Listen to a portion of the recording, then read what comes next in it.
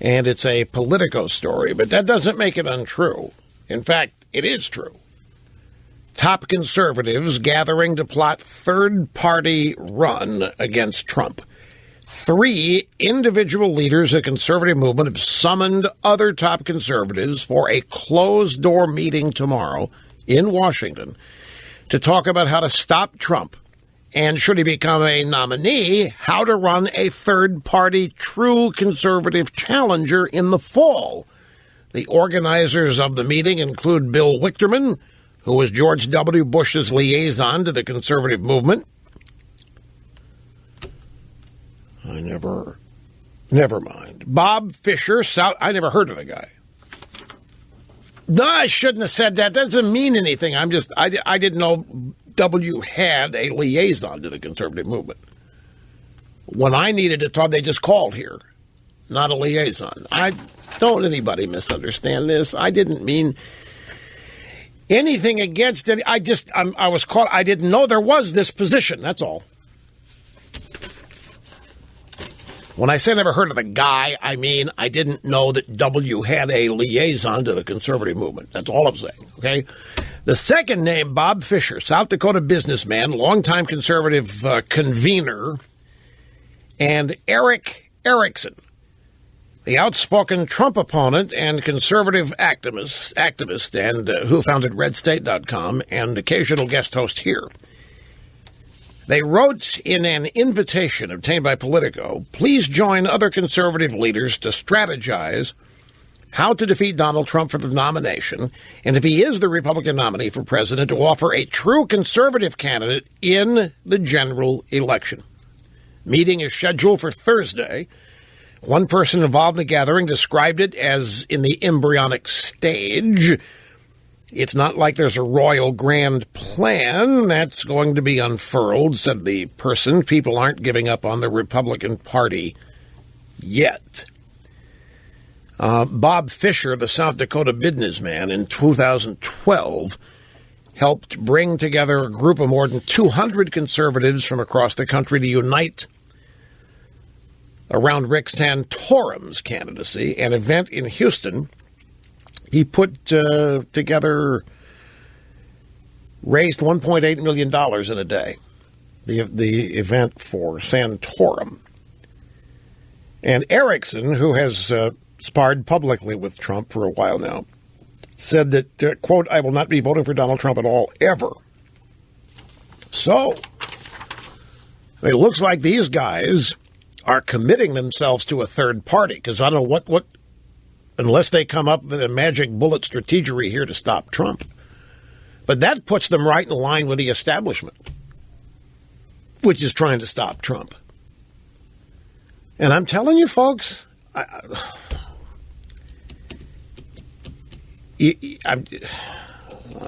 worried about boring you by repeating things over and over.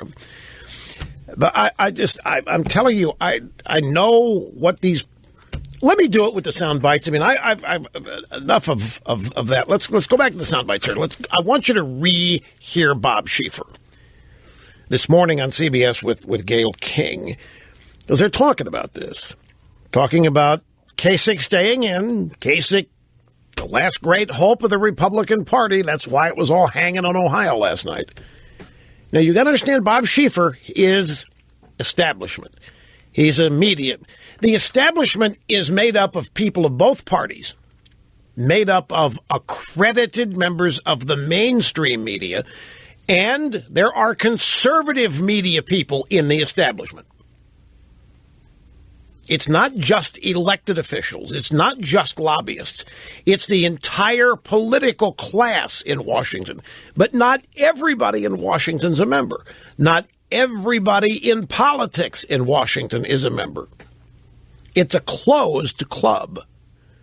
It's not something that you get into by virtue of merit.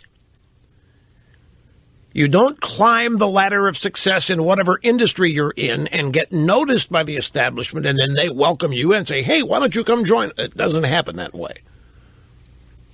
It's about things that are much deeper and personal and about things that are in common.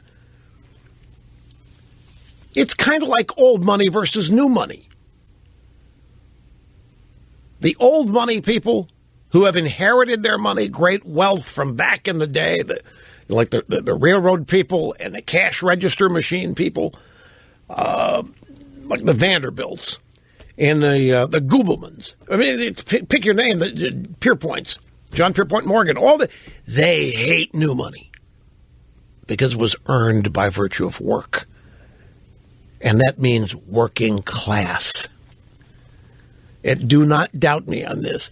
The blue bloods, old money, inherited wealth from way, way back long ago. The current practitioners, the main thing they do every day is start sipping gin and tonic at 4:30 in the afternoon. But they are old money. And if you're new money, if you're a tech entrepreneur, if you're a sudden billionaire because something you oftentimes are not admitted in the old money club. It is, well, yeah, it's phony, and but it is what it is.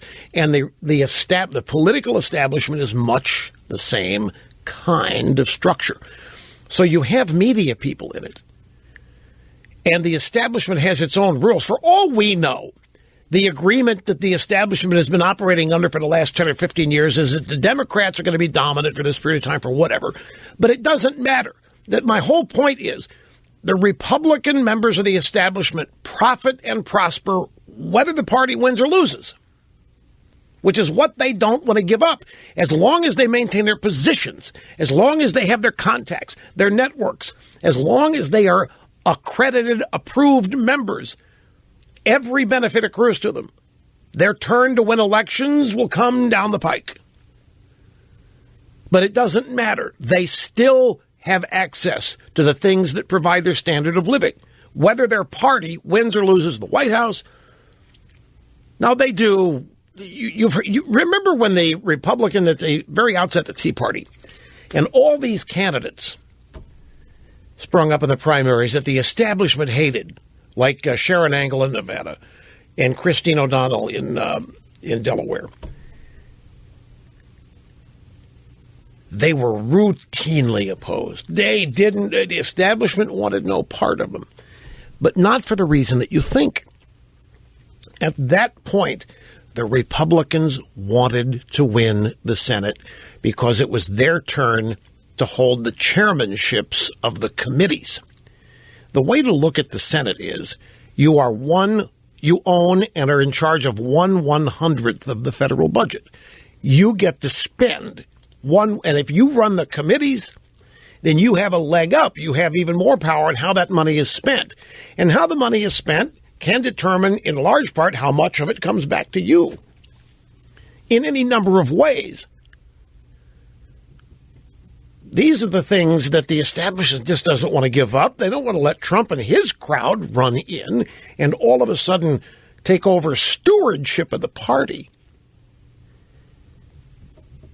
It's not in the cards. That's why they're so shaken here. So Bob Schieffer's one of these people. And by virtue of being one of these people, he talks to them.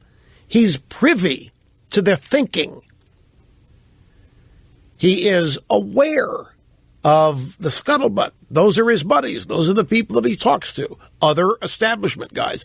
Republicans, Democrats, lobbyists, bankers, Wall Street people. The establishment's made up of a whole different wide slew of people.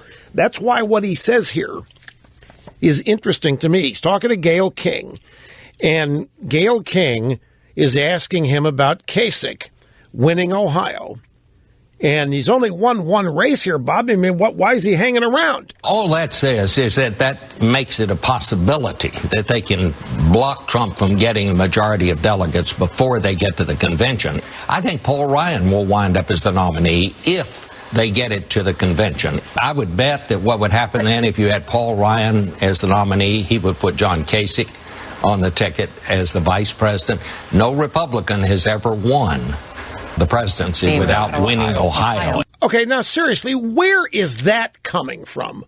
Of everything you have heard, here's Bob Schieffer, retired CBS News, on CBS this morning, speaking confidently assuredly, knowingly. Yeah, I think that if we don't have a nominee by the time we get to the convention, I think you're going to see Paul Ryan will wind up as the nominee. Where the hell is that coming from?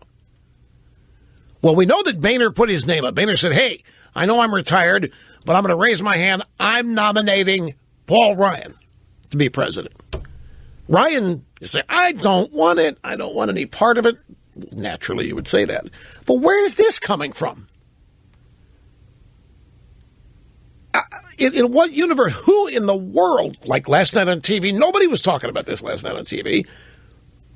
Bob Schieffer speaks about it. It's like, oh, yeah, fait accompli. They go in there and open a convention, you watch. Ryan is the nominee, Kasich the VP. He's not nuts. That's no. The point is, I'm not trying to say this guy's so out of touch, it's a good thing he retired. No. He's in touch. Move forward to soundbite number 5. Last night, Fox News Channel, Chris Wallace speaking with Karl Rove about the race. Chris Wallace says, okay, I want you to put yourself in the position of Ted Cruz's campaign manager. Does Cruz and his team, do they want Kasich in this race or not? There's something to the multi-candidate theory. We have a bunch of western states where Ted Cruz is probably likely to do well. But we got a lot of northeastern states where he hasn't been doing well, where John Kasich has done well. Gets us to an even more contested convention. In chaos is opportunity for the little guy. Well, Kasich being discussed here as viable? He's won one state with what now? 60, whatever delegates, 100 delegates. And we're speaking here of his viability in northeastern states?